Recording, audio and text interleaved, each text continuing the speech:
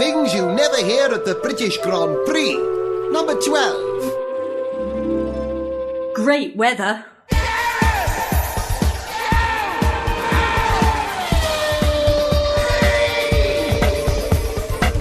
Hello and welcome to Gareth Jones on Speed at the British Grand Prix. Well, technically, not actually at the British Grand Prix yet. I would describe this as more being near the British Grand Prix, and joining me for the Gareth Jones on Speed British Grand Prix experience this year is a voice new to the show. No Zog, no Richard, they're off doing other things. Will you welcome please Jonathan Sanderson? Hey Jonathan. Yeah, the experience so far is a view of a bin, Gareth. That is the truth. We've got a bin, we've got a patch of nettles, we've got a nice tree. It's a lovely tree. It's a very nice tree. We've got a bit of security fencing. The security fence isn't as lovely as the tree. It's more lovely than the bin. I should explain, we're at the Virgin Racing Weekend, which, as you know, Virgin organised a campsite in Stowe School, where Richard Branson went and I believe was thrown out of. I hope that's not libellous, I understand he did leave that school. It's a great vibe because they have bands playing, they have nice catering, they have nice toilets. How many tents have they put up? I've heard figures between 72, 8 and 100. So I think it depends when they bailed as to when they were putting it up. About 100, I think, of the big ones. And it took them all day to put the tents up. We met some of the guys who did that last night, and they started at 7 in the morning and finished at 10 at night. They were still happy, which is not bad going. And in fact, yeah, I sounded ungrateful of a view of a bin, but no, actually, this is a cracking campsite. Yeah, it's a good vibe here, it really is. If we don't actually manage to get into the race, we're sorted because there's a massive sort of diamond vision screen. Other screens are available. And now you've sorted out the squishing aspect ratio on that's all fine. Yeah, the trouble is they were showing practice on the screens here and they were showing a 4x3 picture. Geek. Yeah. And it was stretched. And if you know Formula 1, you recognise the shape of the cars. No, they're not that wide anymore, they're taller. So we got that fixed and that makes me happy. It was the wheels being knocked round that slightly gave it away, I thought. It's a big problem. They roll less well. So Jonathan and I are currently waiting at the box office for the circuit transfer. Now last year the circuit transfers happened from the campsite to, I think, the Stowe entrance of the circuit on the back of tractors. This year they're going to do it in Discoveries, which is just as well, because at the moment it's chucking it down, which is why we've retired to the trees and we're going to put a brolly up to protect our recording equipment. So we'll... Roll your Foley sounds, come on. Come on. Right, the top one's still done. Quick, can you hear the rain? Listen. There you go. The British Grand Prix, sunscreen and brollies. Things you'll never hear at the British Grand Prix. Number 14. I got a pair of tickets, lunch, a coffee, some souvenirs, and I've still got enough for my bus fare home. British Grand Prix status update. You were listening to a conversation between Jonathan there and our driver, who is... What's your name, sir? It's Nick Hughes. Hey, Nick. Nick's chaperoning us at the moment, just past Stowe School in a Land Rover Discovery, which is a very nice way to travel. As you know, I've had one. And we're being taken to the circuit where we're going to be installed in a grandstand. Are we going around the circuit? You're not going in through the back way this year, Nick, are you? Last year it was tractors across the fields. Elected not to do that this year. No, this year we're taking you on the roads and going to take you in through the main gate. Cool. Yeah, I'm looking forward to seeing new Silverstone, looking forward to seeing the Wing, this massive building. Isn't that funny that, you know, for someone who's interested in cars, one of the things I'm excited about this year is the building that houses the cars. But that's what motorsport does, or interest in cars does, I believe. Jonathan, have I ever told you the story of Radar Jim? No, I don't believe you have. Can I tell you the story of Radar Jim? I'm delighted. I may have told this before in the programme before, but I was introduced to someone called Radar Jim once. And I said, why is he called Radar Jim? I know you have, you can stop now. Yeah. Always with the jokes. Radar Jim knew a lot about radar. He could tell the difference between a Type 82 and a Type 82B installation. He went round the country, taking pictures of radar installations. And he had a slightly far away look in his eyes, I have to admit. And he carried a scrapbook with him all the time. And in that scrapbook were photos of radar. I'm guessing he was quite known to the authorities. Well, I'll come to that. Yeah. And you speak to Jim, and not only did he know what radar installations looked like, he knew how they worked. He knew the principles in which radar worked. He knew the names of the people who developed it. He knew Britain's military strategy during the Second World War, which allowed them to develop that kind of technology. He knew about the development of NATO after the Second World War, and he knew the names of the chiefs and the generals, knew a lot about European politics, he knew a lot about American military spending. But if you ask him what he knows about, he would say radar. But for him, radar was no more than a hook to hang his coat on, as it were. And his coat was a very large coat encompassing all sorts of things. And I think the same with motorsport. You know, you're interested in aerodynamics, you're interested in the physics of tyres, you're interested in the psychology of the drivers and stuff like that. So being a sad motorsport freak like I am, and you occasionally are, Jonathan... I occasionally lapse, yes. You'll find what you want in that sport. And you're like me, you like aerodynamics, you know about aerodynamics. We were talking this morning about team management, really, and what happened between Button and Hamilton when Button joined McLaren. How was that managed, and did somebody sit them down and say, right lads, there are several ways this can go? And that's a management situation that you come across all over the place. Yeah. And it's not unique to Formula One, it gives us an excuse to talk about that in a different context. Yeah. Well, it's a soap for me. There's a whole backstory. You know, it's not just the racing, it's who's managing who went where. I get a lot from it. I never need to watch EastEnders or Coronation Street because I watch motorsport. Yeah, same storylines. Well, almost the same storylines.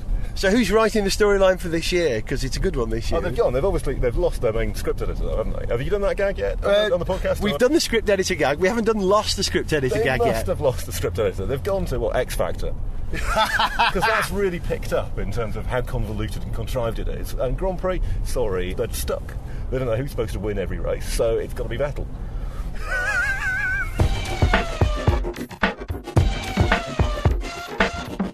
Ain't you never here at the British Grand Prix? Number 2. I'll just pop back to the car to fetch a brolly. It'll only take a couple of minutes.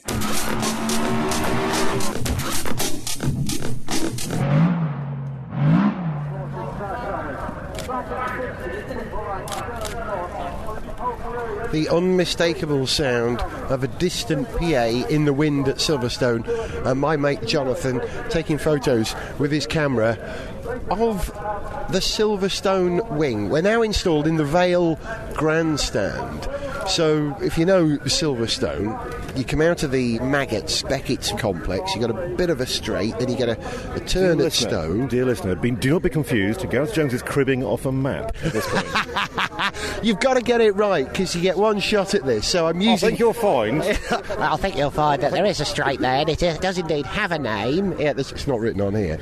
So you come out of Stowe, and then you get Vale, which is this little left-right kink, before you come to the final corner, which puts you on the new, as they call it, international pit straight with the new start-finish line.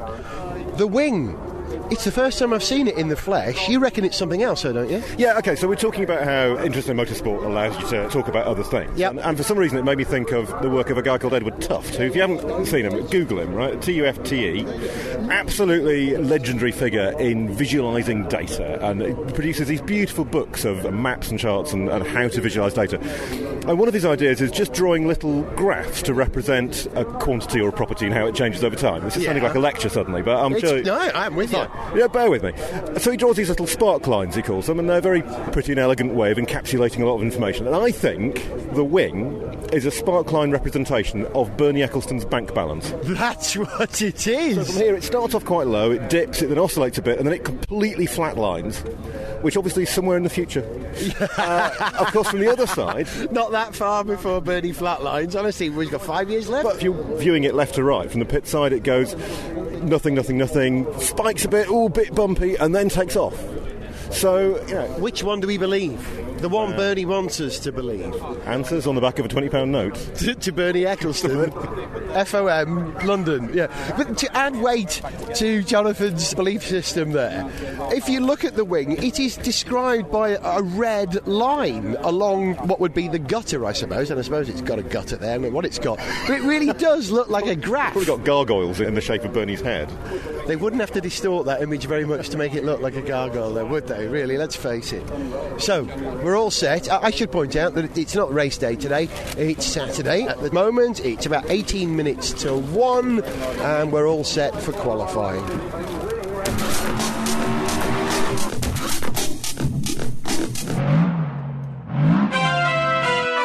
Things you'll never hear at the British Grand Prix. Number 5. Oh, I hope Alonso wins today. That would be great. I reckon I must be from the Isle of Man, not Wales, because whichever way you throw me, I land on my feet. That's what they say about Manx people, the tri-legs. Because not only are we installed in one of the best seats in the house, but I found myself sitting next to a very interesting man. Now, his name's Gavin. Gavin, what's your last name? Aston.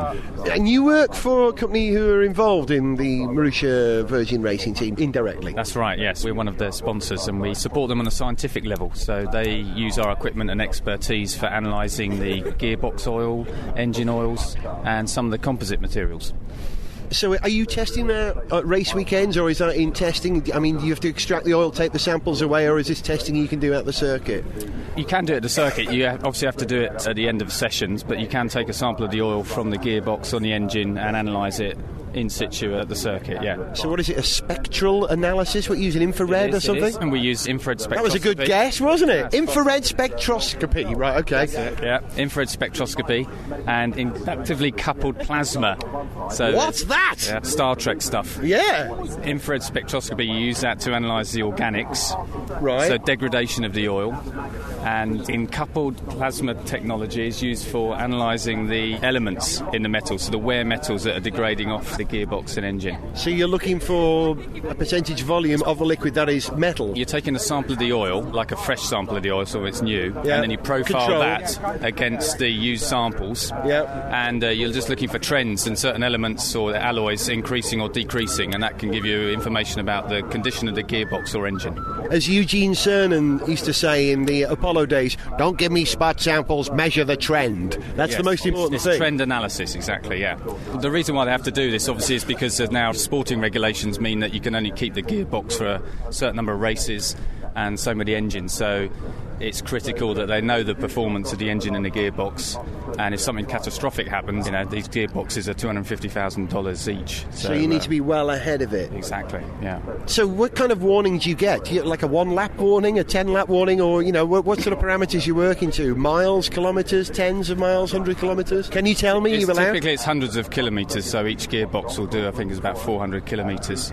Essentially, it's just building up the history of the gearboxes and the engines. So they get a better understanding of the tools that are in use, and they can actually change the gearbox before something blows up. That's the important thing, before it happens. Yeah. Gavin, fascinating. One of the reasons I like motorsport is I like technology, and it's the sport with some of the highest end technology I know. Football doesn't interest me at all, but when there's a bit of engineering or science involved, that's my kind of sport, and you're evidence that I've got the right sport. Yes, yeah. So the other stuff that these guys use, obviously these cars are just like one big Airfix.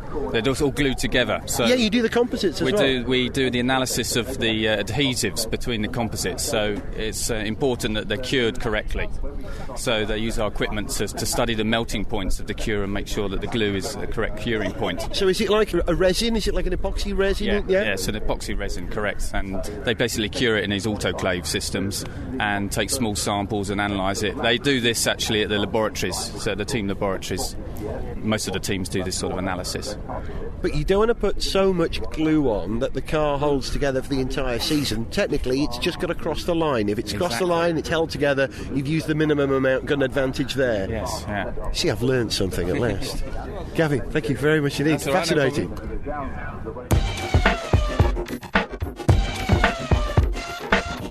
Things you never hear at the British Grand Prix. Number 7. I'm telling you, the food here should be listed in the Michelin Guide.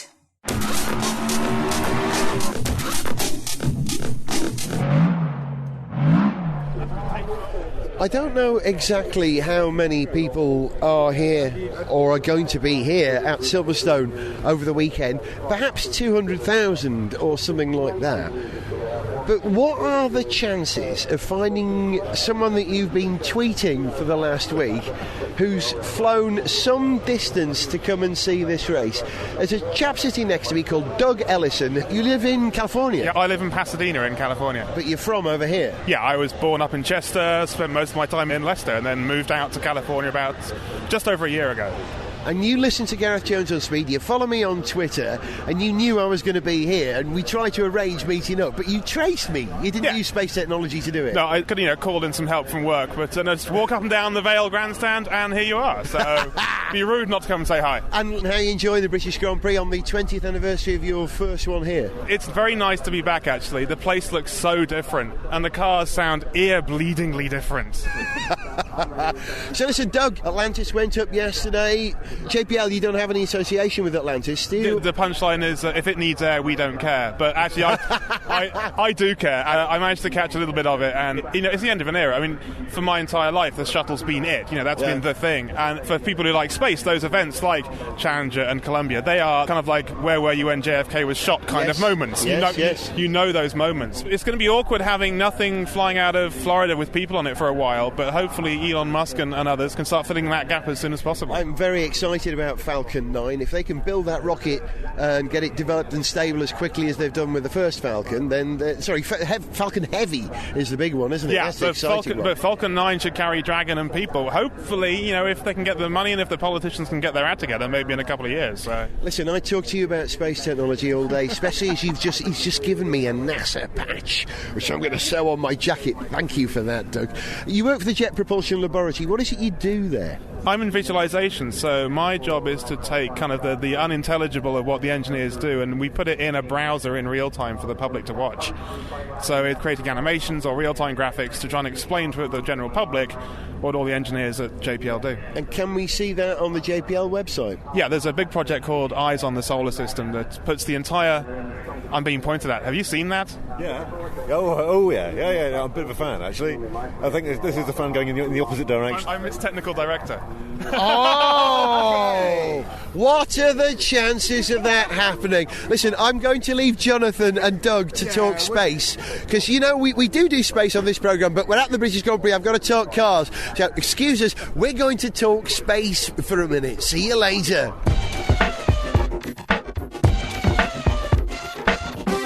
Things you never hear at the British Grand Prix. Number 9. Ooh, a swimming pool! I wish I brought my cozzy. Last year at the British... You said get fresh. Yeah, I did. I nearly did. Yeah. You're going to leave that in. All right. Last year, on the podcast formerly known as Sniff Petrol. No. Get fresh on Sniff Speed. I don't know. Last year, when we were at the British Grand Prix, we were here at the Virgin Racing weekend, and there's about 11 o'clock at night, I attempted to record a piece with Zog and Richard. Richard had been here relaxing since about 4 o'clock in the afternoon, waiting for us. Relaxing. Yeah. So there was a point on the show at which we didn't make quite as much sense as we normally do, which is very that's not anyway. Saying very much, is it? Let's face it.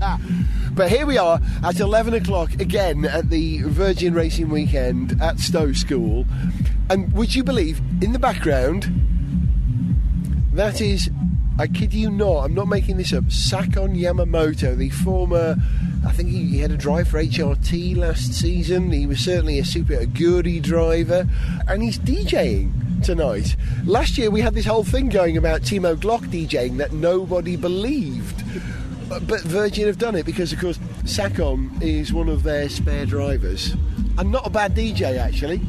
No, he's doing all right, and he's not just here for 3 tracks. He's been there for about 40 minutes so far, which is cracking. Yeah, it isn't just a PR stunt. Sakon has got some tune. No, he's doing a grand job. I feel like a complete failure because I'm sober. Well, ish. Come on, everything's relative. That's not the way things are done on this podcast, is it? You failed to bring not at 11 o'clock before this race. Yeah, that's right. Now, listen, Jonathan, I haven't really explained who you are, but Jonathan worked with me on a programme called How To for a great number of years, and he was my producer. Which means the rubbish you spouted I wrote. That's so true. we're equally liable for it. He's the man who made me sound remotely interesting. Oh, the other way around. And Jonathan, like me, has a passion for all things science, engineering and technology, and has been an F1 fan for a number of years, but have drifted away in the last 10 years. I'm one of those people who used to watch a whole load of stuff and follow it pretty closely, and then I guess about 10 years ago I started drifting away. Why? was just dull. And post-Senna, actually. So, having said that, you've come back to F1 in the 21st century with DRS and KERS and qualifying in 3 parts. What's it like a virgin, no pun intended, a virgin viewer? What does F1 look like to you? It's the first time I've been to a Grand Prix, first time I've been to the British Grand Prix, obviously. And that sounds a bit cheeky, really, that most people listening to this will know far more about it. But it's kind of interesting as a newcomer. Everybody talks about the sound. Yeah. And I never met a cliche I didn't like, so here we go. The sound is much richer than I'd expected. I love the sound of a Rolls-Royce Merlin at 250 knots. I'm sorry, you can't beat that. No, that's and I don't think they do. But it's much richer and has much more depth than you hear from the screeches that you get through your telly. Even good speakers on your telly, nah, it's better than that. There's a lot more going on, there's a lot more complexity that you can hear, and that's kind of fun. You can hear the elements cranking away. Interesting you say that, because the plan for the next generation of engines for F1 means that we're going away from 2.4 litre V8s to 1.6 litre V6 engine. It's the smart bi-turbo engines, isn't it? That's the what? The smart bi-turbo engines with it. The Brabus engine from the Smart, the Smart V6, yeah. So that's going to make it sound less visceral. It's going to be more strident. It's going to be a higher frequency. It's going to be sharper. Higher frequency. And the engines won't rev as high as they do now. They're down to 15,000 rev. But each cylinder's going faster. You see, Jonathan understands about the dynamics of the engine. No. Do you think that'll spoil it? I think it's on the limit of screechy at the minute. Okay, so GP3 was just bizarre in that we were at Vale, and they're pretty much off the throttle there, so we could hear them starting to open up as they went round into the start straight, but where we were, the brake squeal was louder for most of them. And is that a vision of F1 to come, where the engine's going to be so quiet that the brakes will do the drama? No, okay, so I follow F1 enough to know that one of Ecclestone's big mantras is that the sound is a large part of it. Yeah. And he's got to be right. Yeah. And if GP3 sound is where they're heading with F1, no. But then, when they are on the throttle, they're growlier. Not too much higher frequency, please.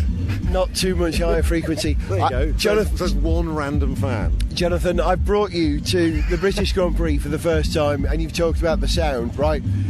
I'm going to take you to Le Mans next year if you want to hear the sound of cars. I saw you about a month ago, and as soon as I walked in the door, you sat me down and played me samples of different cars going past. Yes. And I thought I was listening to bits of Star Wars soundtrack. That was amazing. Yeah, I could do that. Sound has been cool today. But the thing I guess I hadn't expected and I should have done is that more important than the racing has been the people. Okay, it's qualifying today, so there hasn't really been racing. But the folks we've met and the listeners of the podcast that we've bumped into that have come up and introduced themselves and thrust things in your hand. Yeah. Doug from JPL. Yeah. What a guy. Yeah, what a fantastic guy. Forget the racing, we were talking about Mars for an hour. And that was fine. Yeah. And the folks we've met here at the Virgin weekend have been fantastic. And I guess, it's about 15 years since I did this kind of thing, and it was air shows, and that's really nerdy.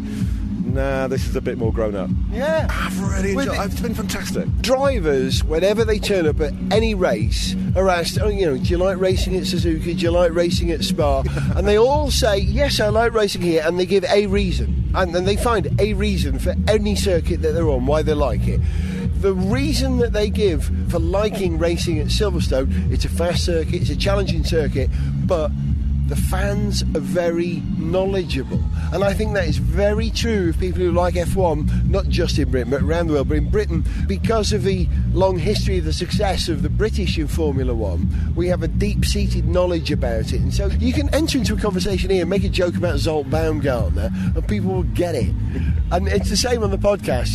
The people here are the same as the people who listen to the show. But that's a British Grand Prix thing, that's not an F1 thing. Yeah, I think it's probably a British F1 fan thing. So this is the one to come to. Okay. Yeah. Good place to start.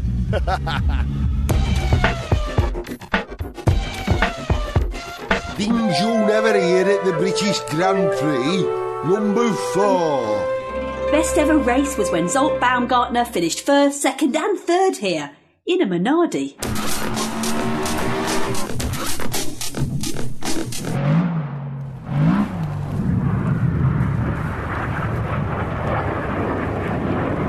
That is the sound of the RAF display team.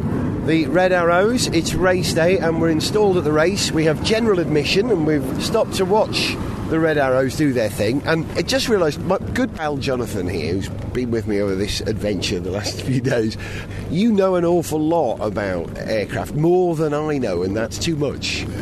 Now, listen, tell me a little bit. Oh, it's all upside down. There we go, I can recognise that much. It's called inverted. Is it? Oh, right. What sort of constraints do the Red Arrows have to fly under? Well, the conditions here, it's raining at the moment, you can hear it on the brolly, listen. Actual rain. They start off doing the completely flat display, which is just a bit more sedate, bless them, and it's lovely. But what do you mean by a flat display? Okay, so if the cloud base is too low and they can't pull up into a loop, then everything has to be done absolutely flat. But the clouds just lifted a little bit in places, and one of the manoeuvres they just did there, I think, was from the intermediate display, the rolling display, which I think they still do. It certainly looked like that. So they're transferring from one display form to another as they fly, which is quite nice to see. It's always a treat. Someone, as we were delivered here in the Virgin Discovery, the driver, Nick, hang on, there they go. 4 Red Arrows flying, 5 of them there. I must get better glasses. In very close formation, head to toe, and now they've evolved into a nice formation change. Very classy formation change. RAFC. So they've gone from line astern to a flying V with 2 planes going out either side to form the V, and then the legs of the V have just swapped sides. Genius. I've never seen that. They're making it up as they go along now. No, like that's a little planned. That's more planned than we are. So.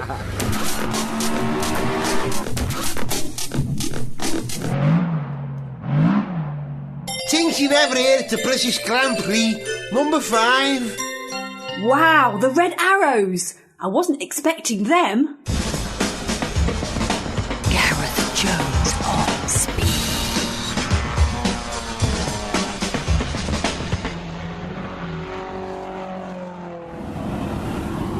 Well, before the British Grand Prix starts, let's bring this show to an end. Jonathan, very briefly, you haven't been to a Grand Prix ever. In terms of the Grand Prix experience, I know we haven't had the race yet. I haven't been to a Grand Prix ever. I still haven't, technically. We're about half an hour away. Yeah. I'm really excited to be here. It is everything you expect, which is both good and bad. Yeah. Mostly good. Yeah. The Virgin side of it's very good. The campsite, the transfers, the party last night. Oh, my throat. yeah, you can hear it in our voices. We're more growly than the Reds. And I think Zod nailed it last year when he said that what the Virgin Racing Weekend does is kind of bring a little bit of that kind of Le Mans camping spirit to the British Grand Prix, which is more like a 1 or 2 day event, and that's not a bad thing. Yeah, you were saying last night, you were trying to work out what it was that Virgin as a brand means to F1 and what they can do differently, and being a bit more open about it and a bit more kind of inclusive was how that campsite feels, and that's quite a feat. Yeah, I've said it before, F1 is exclusive, you can't come in here, but when you go to a party and you've got team members, and indeed Sakon Yamamoto, their test driver, DJing, it blurs the barriers between the team and the people who support the team, and that's a very Virgin thing. And it would be very easy for that to feel very forced and contrived, and it doesn't. They're very open and flexible and friendly and happy about it. Credit to them. Now all they're going to do is get out there and beat every other team on the grid. We wish them well. You'll be listening to Gareth Jones on Speed at the British Grand Prix with Jonathan Sanderson. Goodbye. And me, Gareth Jones. I won't tell you the result of the race because we don't know it at this time, but by the time you've downloaded this show, I'm sure you'll know what happens. But we're going to quite literally sit back and enjoy it. Yeah, it doesn't get more British than that, does it? The Red Arrows at Silverstone for the British Grand Prix in the rain. Oh, I see a little bit of blue sky. To send us an email, see pictures, get song lyrics, join our Facebook fan site or follow us on Twitter, go to garethjones.tv. Gareth Jones on Speed is made in London by Whiz Bang. Gareth